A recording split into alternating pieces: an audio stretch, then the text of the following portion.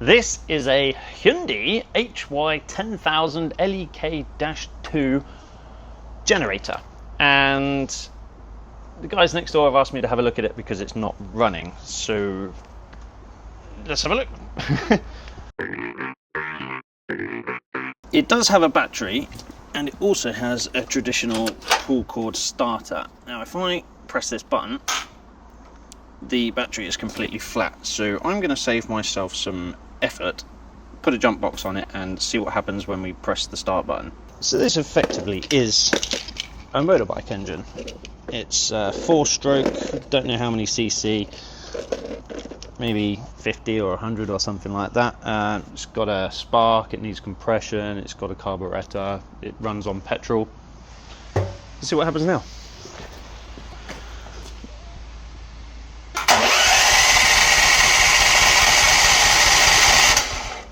Okay, so it turns over, but it doesn't spring into life. First things first, let's see if we've got spark. So the spark plug, it's a single plug, single cylinder engine. There's the spark plug. I'll pop that out and then we should be able to touch it against the chassis, turn the engine over and see if we've got a spark. This is a special spark plug socket. As you can see in there, it's got a rubber thing which kind of clamps on the spark plug as you pull it out. So you put the socket on, undo it, and then the spark plug comes out inside the socket. They're pretty handy, to be honest.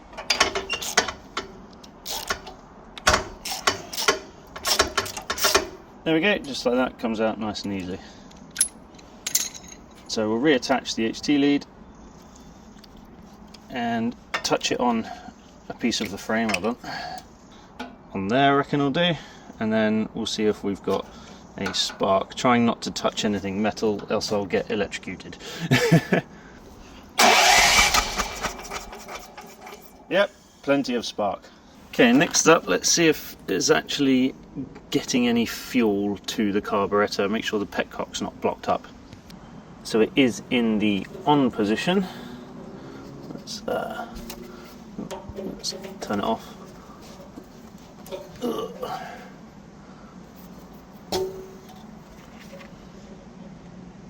Yep, fuel is coming out of there.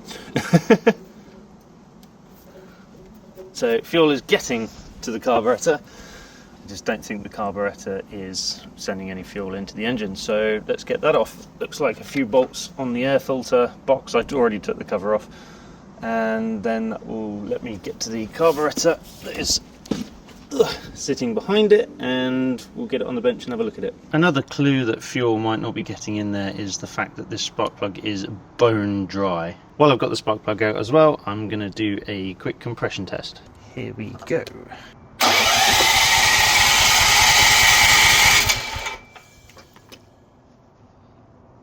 Oh, it's not fantastic.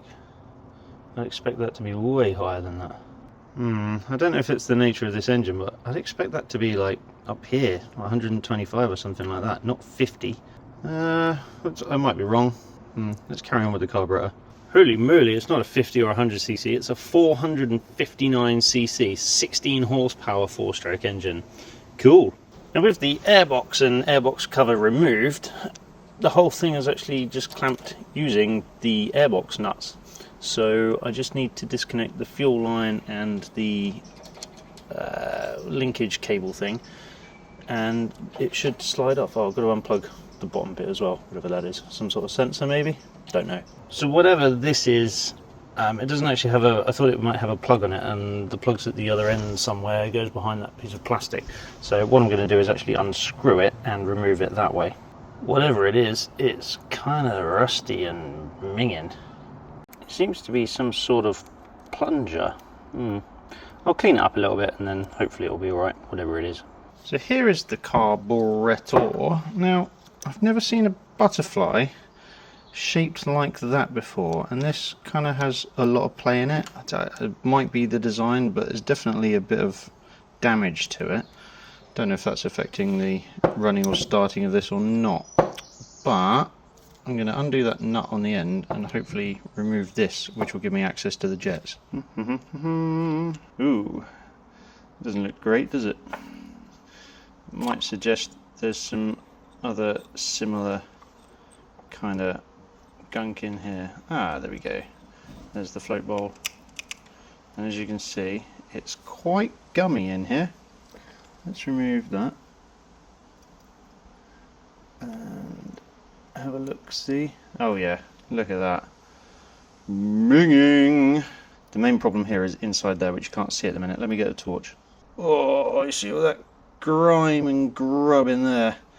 Right, let's get these out and clean them up. Houston, we've found the problem. The hole in the middle of here, which is no longer a hole, is how the fuel gets into the engine. Yeah, no hole anymore, thanks to gunk. Basically, it's just old fuel, isn't it? That's what happens to fuel if you just leave it in something for a couple of years.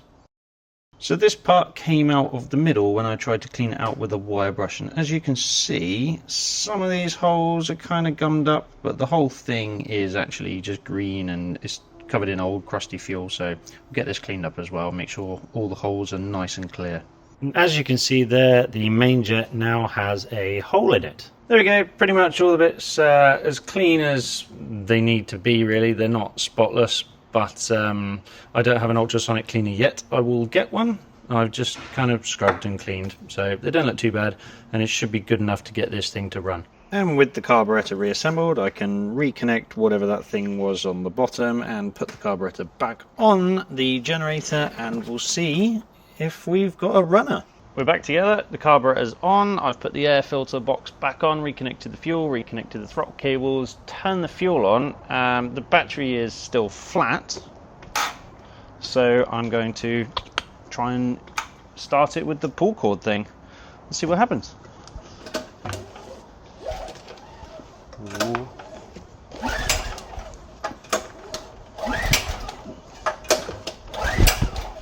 Nothing apparently.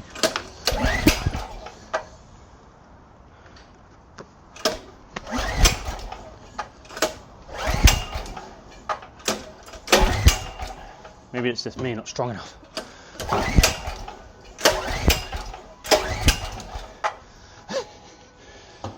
Maybe that's because the battery's too flat. Right, let's put the jump box on it. All right, jump box connected. Ready?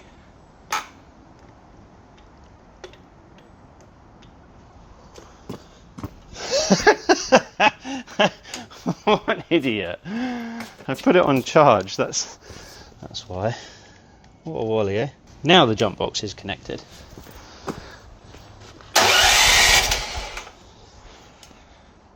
Come on.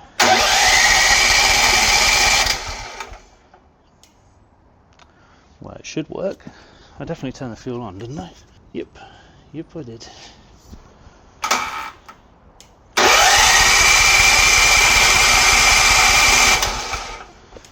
Maybe it does have a compression issue. Have I got the choke in the wrong position? Does it need to be there? Or there?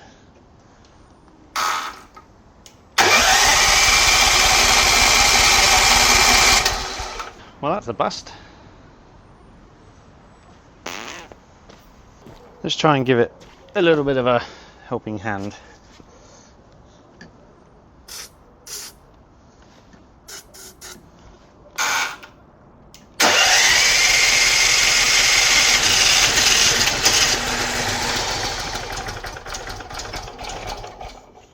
Nearly. Come on.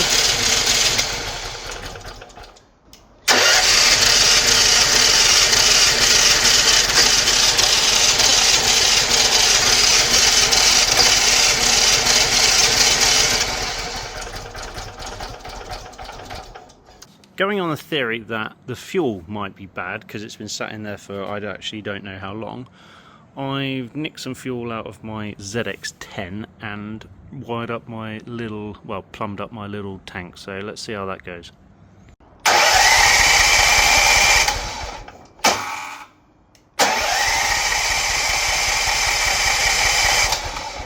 I started to doubt myself and I've taken the carburetor back off, but interestingly, I'm no expert, but so when I turn it over, that valve should open and close, shouldn't it? I need 3 hands, hold on. Okay, here we go. Ready?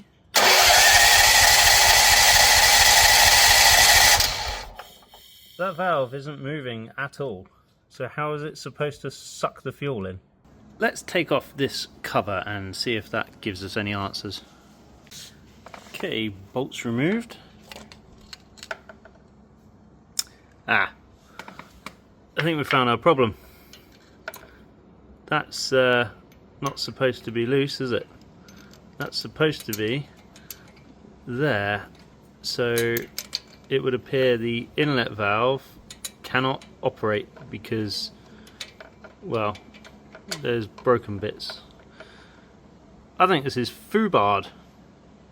So basically, here are the valves. You've got the exhaust valve and you've got the inlet valve, and these rockers move when the cylinder is going up and down, controlled by the camshaft, and they open the valves as and when they need to. As you can see, without this bit, that valve cannot open. Right, plan of action. See if I can undo that broken bit.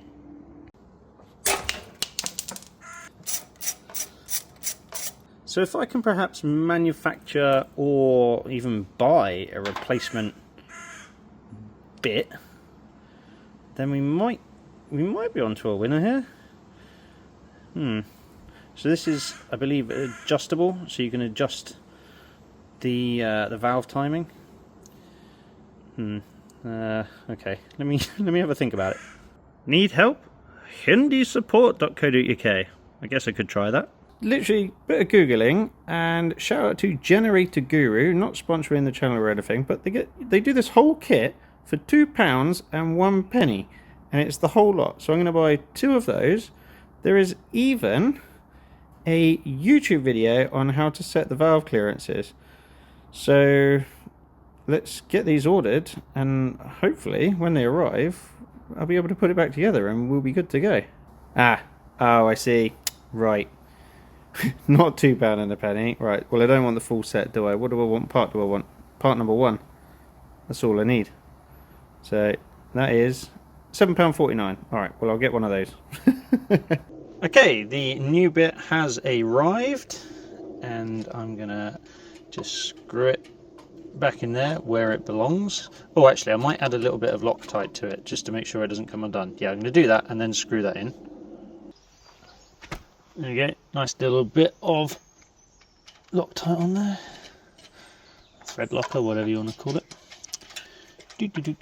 Alright, let's tighten this up.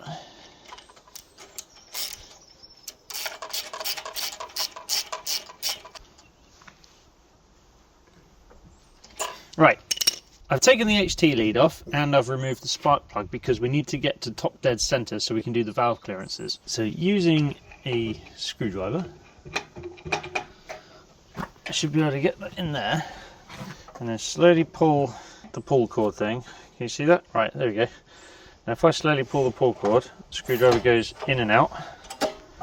Up.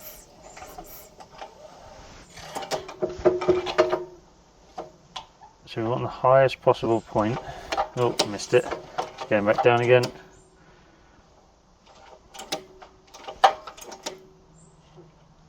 Missed it again. You gotta be really gentle.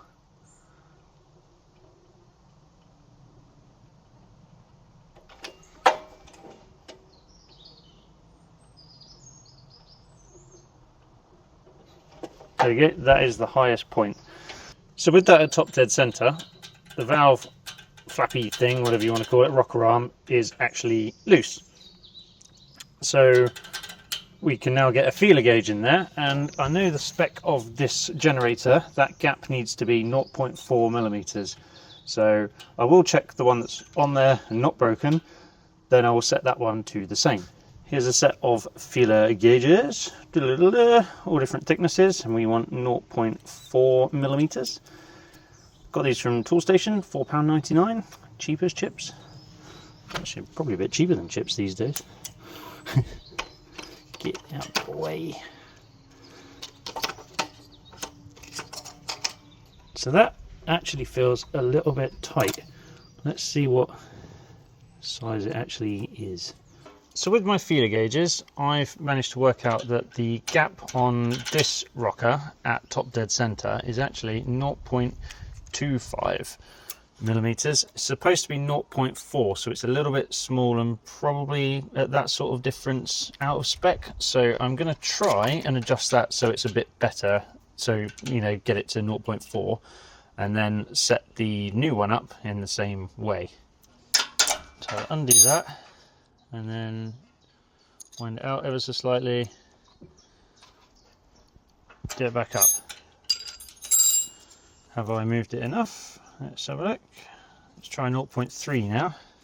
So now that's 0.3. Need to go a little bit more to get it to 0.4. Undo that, turn that, do that back up. There we go, 0.4. That's a nice tight fit in there. That is perfect. So I'm just gonna lift it up a little bit, make sure it's nice and tight. Check that gap again. Yeah. Now let's put the rocker arm back on this side. So it goes on there and lines up that pin in that dimple bit down there. Then we've got this bit with kind of a rounded end to it, sits in there. So screw that on. And the rounded end helps it centralize in place. And then you've got the lock nut that goes on the end. Well, I say lock nut, it's obviously just a normal nut, but it holds it in place. So we want this gap to be 0.4. So same again, just adjust it how you need to adjust it.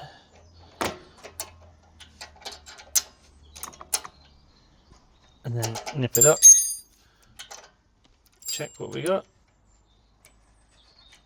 Perfect. And once you're happy, make sure you've tightened that up nicely. Check it one last time. Yep, I'm happy with that. And am I still happy with this side? Yep. Okay, so they are both 0.4 mil clearance. Now let's pull the cord again and make sure they both operate as they should. So we go order of works. Inlet valve opens, exhaust valve opens, inlet valve, exhaust valve. So that looks pretty good, doesn't it? Right, let's put the cover back on, get the spark plug back in, get the HT lead back on and see if this will actually run now. I've also bought a brand new battery for it, so happy days. Oh, that's the wrong way around. Cool, right, so I'll attach that and then we can see if it will go. Okie doke. Turn the fuel on. Hopefully that's glugging through. Turn the ignition on. I'm going to try and pull start it. Good compression.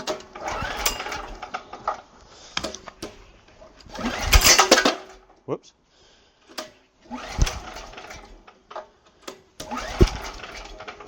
Oh, pull the choke out, that might help. Whoa! Look at it go!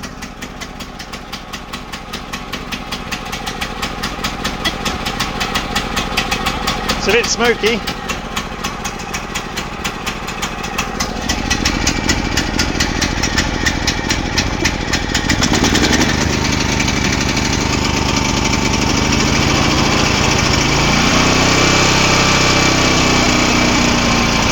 Wow, I think we can all agree that that's a result.